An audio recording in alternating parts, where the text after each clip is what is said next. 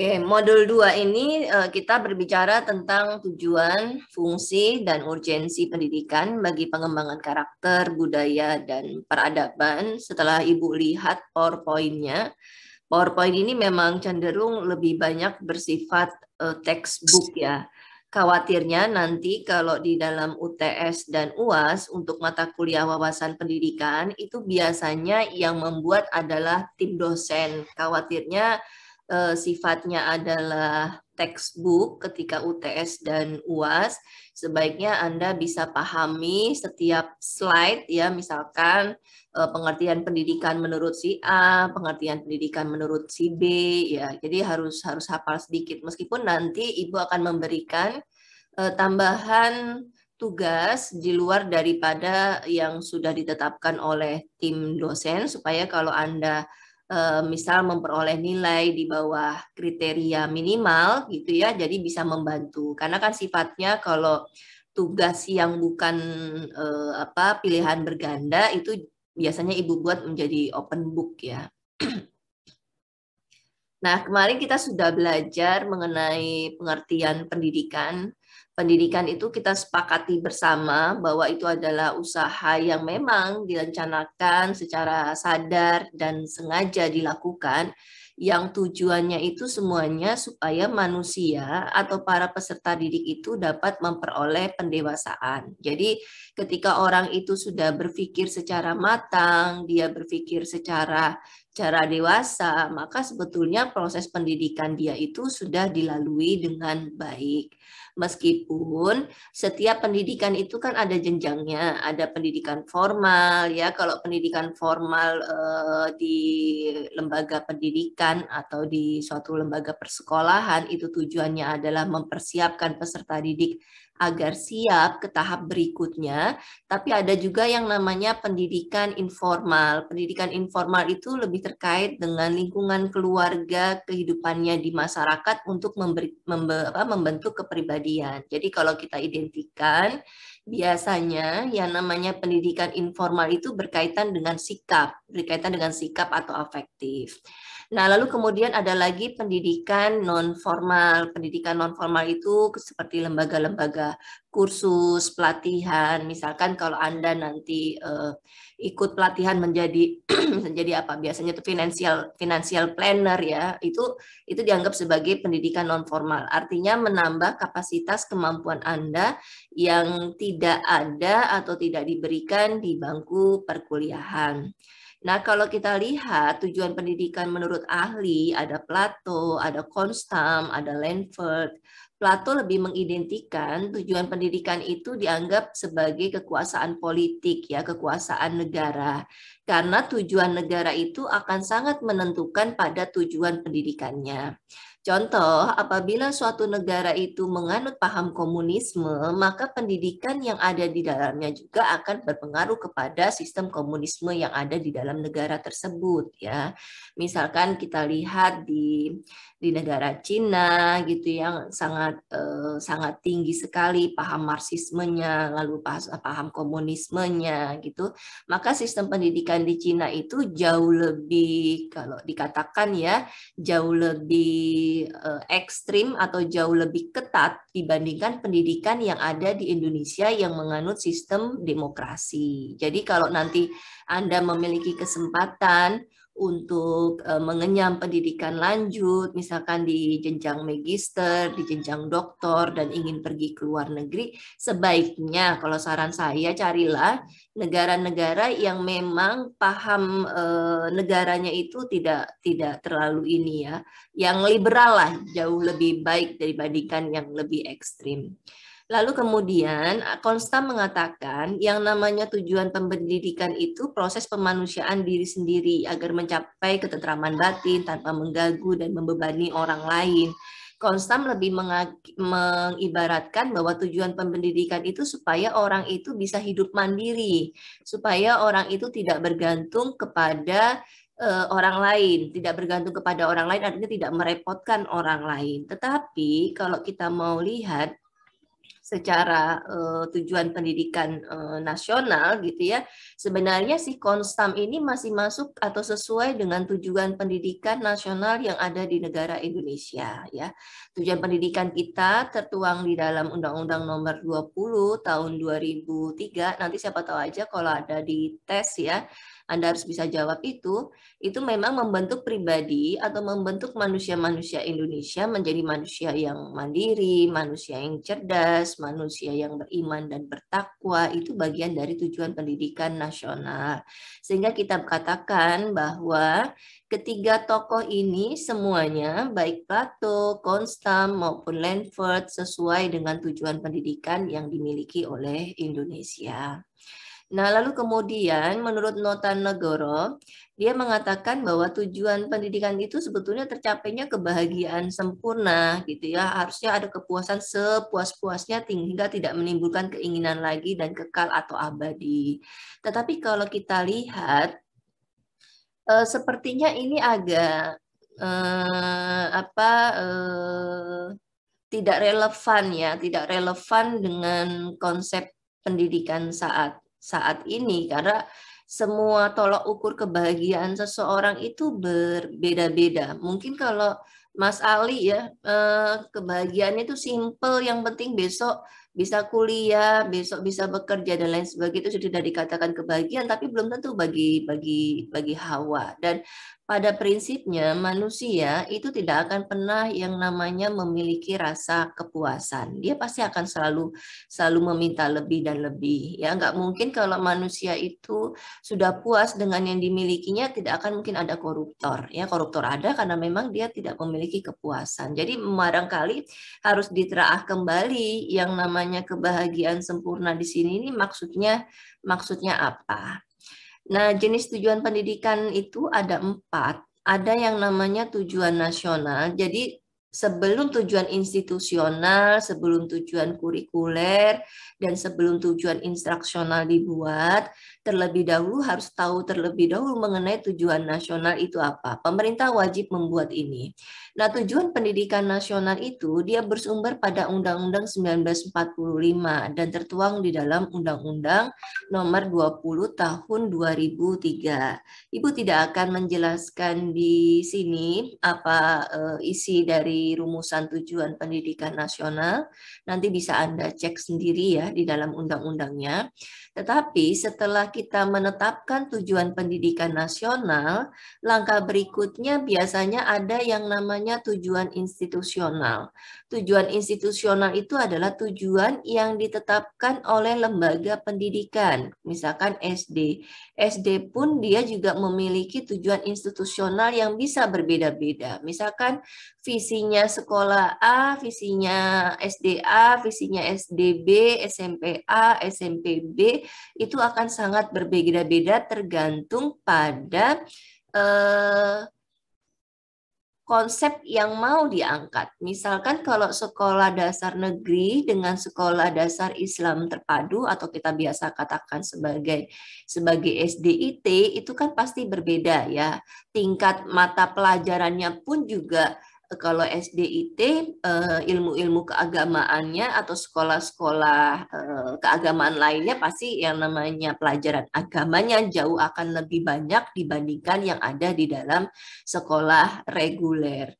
Jadi nanti ketika Anda mau memasukkan putra dan putri Anda ke satu lembaga pendidikan tertentu atau ke satu sekolah tertentu, sebaiknya dicek ya tujuan pendidikan institusional yang dimiliki di sekolah itu bagaimana, misinya bagaimana. Jadi tidak hanya kita melihat bahwa oh gedungnya bonafit, oh sekolah ini punya kolam renang, enggak, tetapi kita juga lihat kepada sistem kurikulumnya ya.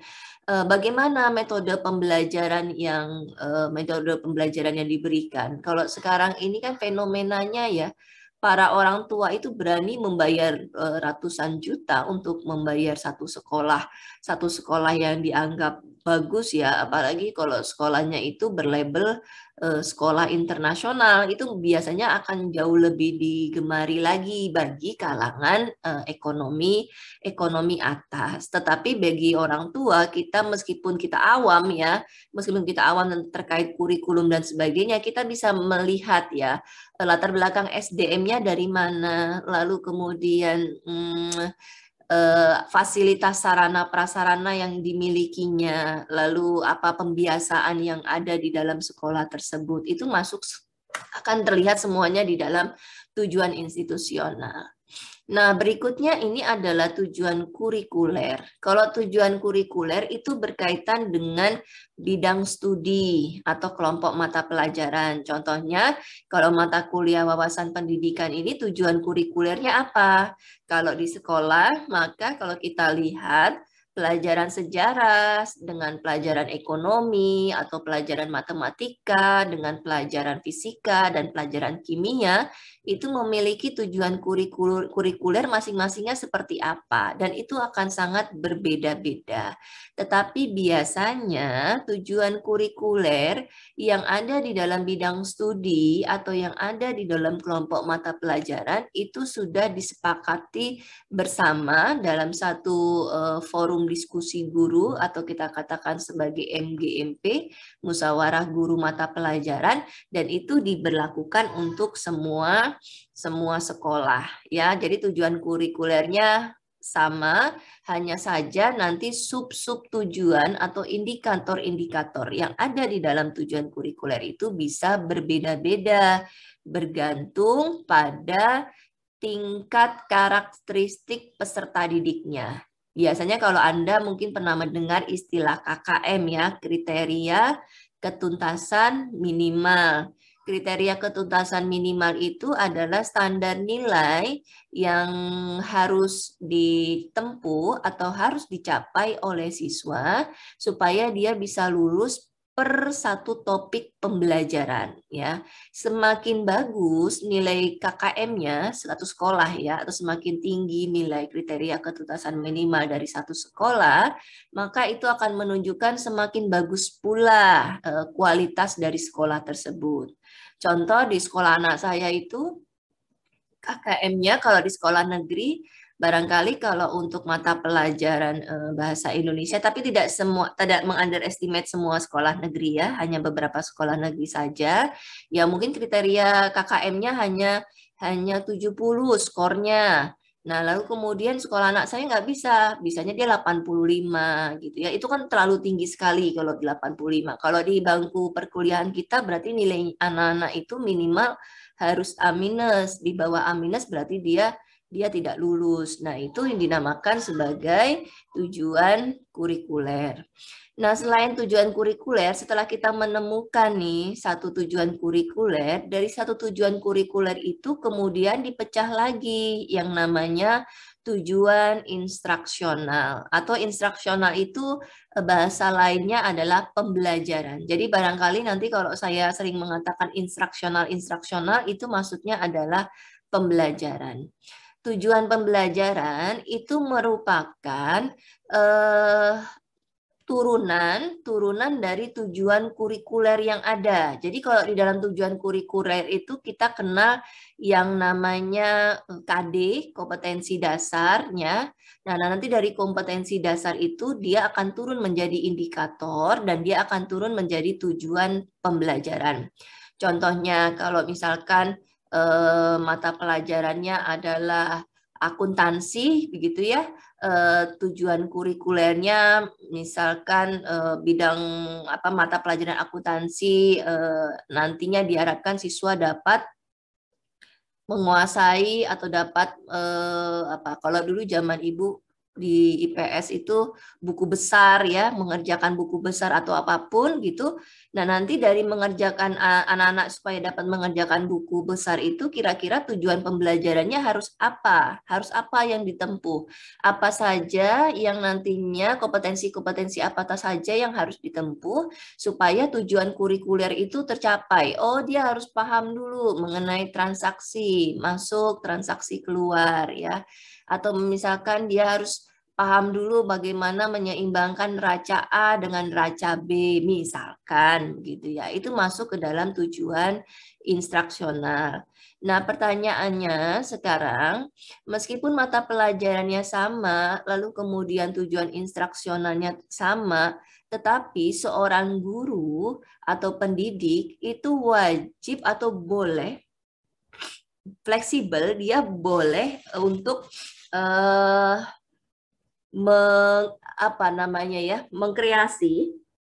mengkreasi atau mengedit tujuan instruksional yang telah ada selama masih sesuai dengan tujuan kurikuler yang telah ditetapkan. Misalkan Guru A untuk mata pelajaran akuntansi, dia memiliki tujuan instruksional sebanyak 8 tujuan instruksional selama 1 semester ya. Lalu kemudian si guru A ini dia mengajar di kelas 1, di kelas 1A, 1B. Nah, di kelas 1A dia mengajar semua full tujuan pembelajaran itu diajarkan kepada siswa ya, ada 8-8-nya diajarkan semua. Tapi di kelas B dia hanya mengajarkan 5 tujuan instruksional saja. Kenapa 3-nya tidak diajarkan? Karena kemampuan belajar kelas 1A dengan kelas 1B itu berbeda. Kelas 1A memiliki kemampuan belajar yang lebih rendah dibandingkan kemampuan belajar yang ada di kelas 1B. Makanya kalau dulu zaman saya sekolah itu ada kelas unggulan, guru-guru paling senang masuk ke kelas unggulan karena memang selain guru itu simple untuk mengajar, maksudnya mudah mengajarkannya kepada siswa karena siswanya memiliki kemampuan belajar yang baik. Lalu kemudian juga siswa itu akan lebih cepat melahap materi pembelajaran sehingga akan ada beberapa tujuan pembelajaran yang sudah ditetapkan di awal sudah dikuasai oleh siswa dengan baik. Jadi tidak perlu lagi dia mengajarkannya dari tujuan pembelajaran awal atau dari tujuan pembelajaran nomor 1 ya. Tapi untuk mengetahui apakah tujuan pembelajaran itu sudah dikuasai oleh siswa atau belum, memang dia harus melakukan pretest. Makanya kenapa biasanya kalau ada guru-guru yang paham sekali ya dengan ilmu pedagogik ya. Nah, kalau ada yang paham sekali dengan ilmu pedagogik, setiap mau masuk kelas atau di awal pertemuan pertama dia mau masuk kelas, dia akan memberikan pretest kepada siswa-siswanya ya, ingin tahu sebetulnya selama ini pencapaian yang sudah mereka kuasai itu seperti apa. Sama seperti ketika saya mengajar mata kuliah dasar kependidikan untuk teori belajar dan pembelajaran, sebelum mahasiswa itu masuk ke pertemuan topik pertama untuk materi kuliah, saya selalu memberikan pretestnya karena ingin tahu sampai sejauh mana mereka menguasai konsep dasar belajar dan pembelajaran. Kalau memang jelek, ya lebih bagus, kalau menurut saya lebih bagus itu jelek-jelek semua satu kelas karena kita mulainya akan lebih enak kalau memang semua pengetahuan yang dimiliki oleh peserta didik seragam.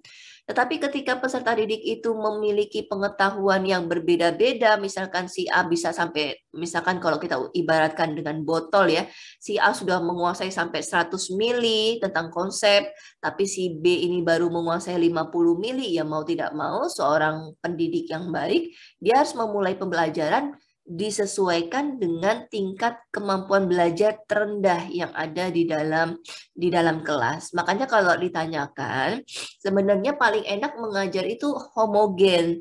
Homogen itu artinya bahwa semuanya itu memiliki kecepatan belajar, memiliki kemampuan belajar yang sama. Kalau pinter atau bagus, bagus semuanya. Di PGSD Ibu nggak tahu ya kalau di prodi Anda. Kalau di PGSD itu ada satu kelas itu khusus peminatan. Peminatan kalau bahasa Ibu dulu PMDK ya. Awalnya tadinya nggak Ibu tanyakan kelas itu asal sumbernya, maksudnya berasal jalur masuknya dari mana. Tetapi setelah 1 kali, 2 kali gitu, itu terasa. Nanti kalau kamu nanti siapa tahu jadi guru ya, Anda akan merasakan ya, kalau Anda mengajar itu akan merasakan bagaimana kualitas peserta didik Anda. Itu terasa sekali. Kalau menjelaskan di kelas itu tuh dia selalu hidup ya. Ibu menjelaskan sedikit. Nanti pertanyaannya bagus. Dia selalu nanyanya tidak mengulang konsep, tetapi dia sudah bertanya, dia sudah menganalisis, dia tidak bisa menemukan apa jawabannya, baru kemudian bertanya. Makanya seringkali kalau mahasiswanya tanya, ibu selalu muji, bagus, jawab pertanyaanmu bagus. Karena itu yang apa pertanyaannya memang belum pernah ibu jelaskan, tapi dia sudah kepikiran terkait hal itu. Lalu kemudian ketika ibu tanyakan, Anda semuanya masuknya jalur apa sih?